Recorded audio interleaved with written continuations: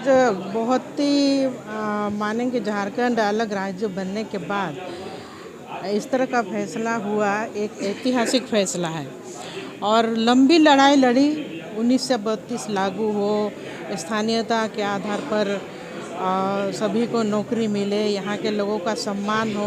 हम जब राज्य के मुख्यमंत्री थे, चाहे 27% रिजर्वेशन की बात हो या खतियान आधारित स्थानीय और नियोजन नीति हो, सब हम लोगों ने बनाया। लेकिन बाद में कोर्ट से मामला अटक गया तो राज्य सरकार इस समय जो बिल लेकर आ रही थी कोई नई उन्होंने कर नहीं रहे थे। उन लोगों को मनसा साफ नहीं है, जानकारी नहीं है। आज 2002 में भी आया था, कोर्ट चला गया, लोग सारे कवच के साथ हम लोग उतारे हैं कि इनकी मंशा स्पष्ट हो गई कि दलीय रूप से इस विषय पे चर्चा पे गई ही नहीं। ये अपने बना बनाए पॉलिटिकल एजेंडा को किसी रूप से हाउस को उसका माध्यम बना के आगे निकलना चाहते हैं। आज बहुत ही मानेंगे झारखंड अलग राज्य बनने के बाद इस तरह का फैसला हुआ एक ऐतिहासिक फैसला है और लंबी लड़ाई लड़ी 1932 लागू हो, स्थानीयता के आधार पर सभी को नौकरी मिले, यहाँ के लोगों का सम्मान हो। ओबीसी आरक्षण जो पहले पिछले के सरकार काट दिए थे वो हम लोग फिर से दिलवा दिए, आज पास हुआ।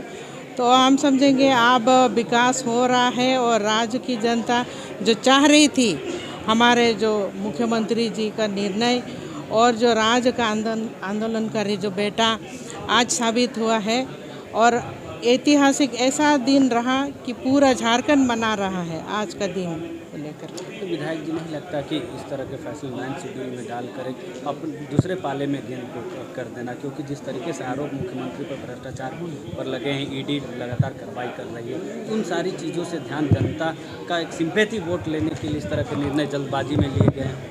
नहीं, ऐसी बात नहीं है। जो संवैधानिक जो नियम कानून है उस पर तो हम लोग को जाना ही होगा, जो नए नियम में भेजा गया है। और हम लोग दिल्ली तक लड़ाई लड़ेंगे, यहाँ से पास हुआ है तो दिल्ली तक लड़ाई लड़ेंगे और जो अधिकार है जनता को दिलवा के रहेंगे। मंत्री ने हाउस में कहा कि जेल में रहेंगे, उसके बाद जेल से शासक चला। अब जिस तरह का विपक्ष का कारनामा है, बार बार ईडी की तरफ से सम्मन आ रहा है, गलत नहीं तो जेल कैसे जाएंगे? गलत है ही नहीं तो जेल कैसे जाएंगे? अगर उनका कहने का ये तरीका, अगर जेल में भी रहना पड़े तो भी सभी काम होगा। मैडम, पिछली बार आपने कहा था इसी महीने में, नवंबर महीने में अपने घर पर कि सरकार का जो काम काज है उसमें 10 समय एक जैसा नहीं रहता है। अब जो वो समय था, ठीक है ना, कोरोना के बाद, कोरोना तो 2 साल हम लोग का खा गया, अब 1 साल काम हुआ है, 1 साल में बेहतर से बेहतर काम हुआ है। अब कितना नंबर दीजिएगा? अब तो 100% आज हम दे रहे हैं। आईडी दिखाने की ठीक है। हाँ सर, अपने बोलने दीजिए ना भाई। देखिए, पहली बात तो मैंने बार बार कहा कि भाई भारतीय जनता पार्टी हर हमेशा झारखंड वासियों के हितों की चिंता करती रही, ठीक है। और आज जिस विधायक को इन्होंने लाया, हम लोग कभी भी उसके विरोधी नहीं थे। आप सबको ध्यान में होगा कि जब अलग प्रदेश बना था तो उस समय में हम जब राज्य के मुख्यमंत्री थे, चाहे 27% रिजर्वेशन की बात हो या खतियान आधारित स्थानीय और नियोजन नीति हो, सब हम लोगों ने बनाया। लेकिन बाद में कोर्ट से मामला अटक गया तो राज्य सरकार इस समय जो बिल लेकर आ रही थी कोई नई उन्होंने कर नहीं रहे थे। उनको छोटी सी काम करनी थी, जो इतनी लंबी यात्रा में निकल गए, जो पता नहीं यात्रा कब इनकी समाप्त होगी, ये तो मैं नहीं कह सकता हूँ, क्योंकि काफ़ी लंबी प्रक्रिया जिसको कहते नहीं तो सामान्य थी। क्योंकि उस वक्त जो कोर्ट में कुछ बिंदुओं पर उन्होंने आपत्ति दर्ज की थी, उन बिंदुओं को सिर्फ समाधान कर देते और ये विधायक यहीं पर पारित हो जाता और फिर कल से लागू हो जाता। लेकिन उन्होंने ऐसी लंबी यात्रा में इसको तीर्थ यात्रा में भेज दिया। अब पता नहीं वो तीर्थ यात्रा से कब लौटेगी, मैं तो इसको नहीं बता सकता। सर, अरे जनता के लिए तो मैं वही कह रहा हूँ ना, जब तीर्थ यात्रा से कोई लौटेगा तभी तो कोई प्रसाद मिल सकेगा। भाजपा को नेता विहीन बताया गया है। हमने कहा कि उनको फिर घबराहट किस बात की। आपने देखा होगा कि मानसून सत्र से लेकर के अब ये शीतकालीन तक इस सत्र को बनाए रखा है, पता नहीं कब तक ले जाएगा। और जिस आनन फनन में कोई भी बिल आज देख रहे होंगे कि उनको बार बार इधर से उधर से पुर्जी लोग ला करके लोग बता रहे थे, तो इसे समझ में आता है कि मुख्यमंत्री जी कोई तैयारी नहीं किए हुए थे। और वो बीजेपी ने तो विधायक दल के नेता चुन करके विधानसभा अध्यक्ष को भेज दिया है। वो जानबूझ करके मामला को लटका करके, क्योंकि उनको इस बात की चिंता है, वो जानते हैं कि अगर वो नेता अपोजिशन के उस पद पर वहाँ बैठ जाएंगे तो हेमंत सोरेन जी को तो जवाब देना मुश्किल हो जाएगी। जब हम लोग थोड़ी सी सड़क पर निकलते हैं तो उनकी पसीना छूटने लगता है। और आज उसकी आपने आवाज़ देखा, और जिस दमखम से वो आवाज़ उठाते हैं, छोटा Nagpur tendency act, SPT tendency act, मैं तो दावे के साथ कह सकता हूँ शिबू सोरेन के परिवार ने रांची से लेकर के दुमका तक CNT SPT एक्ट का जितना उल्लंघन किया है, तो इस राज्य में दूसरे कोई किसी ने भी उल्लंघन नहीं किया है। झारखंड के लिए। लेकिन आप लोग का जो लोग का रहा है कि मनसा साफ नहीं है, अरे वो लोग का मनसा साफ नहीं है, जानकारी नहीं है। आज 2002 में भी आया था, कोर्ट चला गया लोग, सारे कवच के साथ हम लोग उतारे हैं ये झारखंड के हित में। तो वो लोग कह रहे हैं कि OBC 52% है तो कम कह दे रहे हैं। अरे उनको बोल रहे हैं ना 90% मांग कर दिया। ये होता है कैसा? जो जानकारी के अभाव में बोलता है, जानकारी के अभाव में लोग बोलता है, जानकारी नहीं है। लमोदर जी पढ़े लिखे आदमी है, 90% मांग कर दिया। राज्य पिछड़ा आयोग की बात कर रहे थे ना सदन के अंदर। अरे बोल रहे ना, उनका जानकारी नहीं है। 1932 का कहना है। अरे वो लोग तो बोल रहा है परवर समिति में भेजो, क्यों जाएगा परवर समिति में? दोनों बात बोलता है। एक बात बोले ना, यदि हिम्मत है तो विरोध करे विरोध, दोनों तरफ का है, महाराज भी है, रिजड़ा भी, ये नहीं चलेगा। मुख्यमंत्री जी सदन के अंदर बोले। अरे ठीक है, जिसका जो बात आना चाहिए, विस्तृत रूप से इस पर विचार हो रहा है, लेकिन ऐसा बात ना बोले।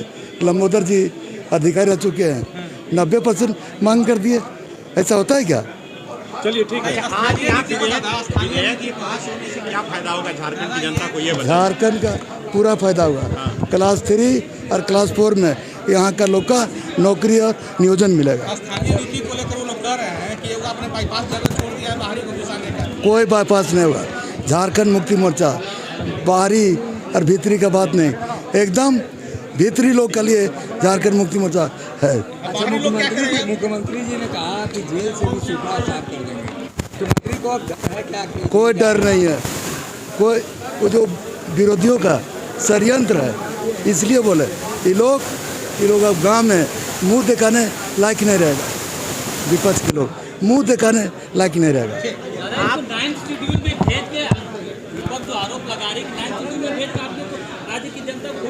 आप लोग नहीं जानते, एक कवच है, 2002 में भी आया था।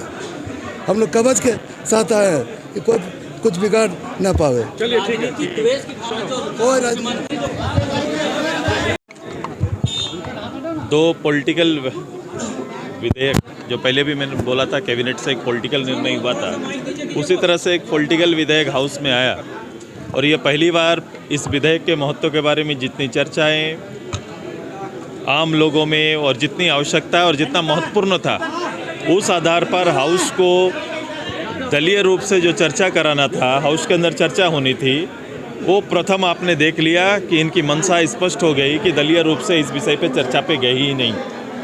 ये अपने बनाए पॉलिटिकल एजेंडा को किसी रूप से हाउस को उसका माध्यम बना के आगे निकलना चाहते हैं। संशोधित जो विधेयक पर जो प्रस्ताव आए, उस पर भी सभी अमान्य कर दिए गए, उस पर भी कोई डिबेट नहीं हुआ। तो एक स्वस्थ परंपरा का जो विधायिकी व्यवस्था में है, उसका कहीं ना कहीं अनदेखी हुआ है।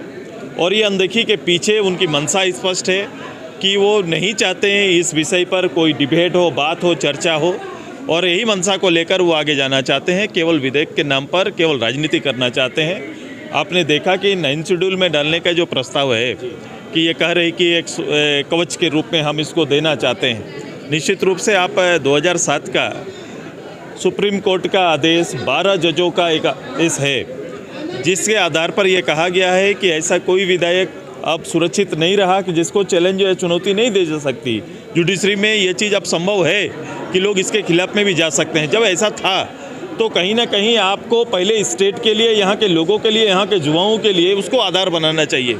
एक गलती वहाँ भी हो रही है कि केवल खतियन को आधार नहीं बनाया। आप देखेंगे कि जिनके पास खतियन नहीं है उनके लिए भी एक दरवाज़ा खोल के रख दिया कि आपके पास अगर खतियन नहीं भी है ग्राम सभा के माध्यम से आप जाके कर सकते हैं। एक प्रस्ताव था कि वंशावली के माध्यम से उसको देखना चाहिए ताकि कोई गलत व्यक्ति उस रास्ते से फिर इंटर ना हो जाए, क्योंकि ग्राम सभा पूर्णतः कोई संवैधानिक रूप से कोई बॉन्ड ये नहीं है कि वो आप उसमें जाएंगे तो सब चीज़ आच्छादित हो जाएगा, ऐसा है ही नहीं। ग्राम सभा किस रूप से चल रही है, कैसे कैसे प्रस्ताव ग्राम सभा में आते हैं। जरूर ग्राम सभा महत्वपूर्ण है हमारे लिए, उसको महत्वपूर्ण एजेंसी गवर्नमेंट का और संस्थाओं का और समाज का बनाना है, लेकिन उसको अगर माध्यम एंट्री का बना देंगे तो एक बहुत बड़ा गलती फिर राज्य में होगा कि पहले जिस तरह से लोग आते थे अब खतियानी रूप से पूर्ण प्रूफ होकर लोग आएंगे और आपके हक और झारखंडी हक और हिस्सा को लेने का प्रयास करेंगे। इसको नियोजन का आधार नहीं बनाया गया, क्योंकि लोगों को ये उम्मीद है कि कहीं कहीं स्थानीयता आ जाएगा तो यहाँ लोकल लोगों को कहीं शैक्षणिक रूप से उनके नौकरी पेशा में इसका आधार बना। आशीर्वाद इजीकॉन ग्रुप, भरोसे का दूसरा नाम। हम सिर्फ घर नहीं, खुशियाँ भी बनाते हैं। आशीर्वाद रोज वैली, जिसमें है premium flats with all modern amenities. Patna में लेना चाहते हैं अपने सपनों का आशियाना, तो कीजिए हमारे इन नंबरों पर संपर्क।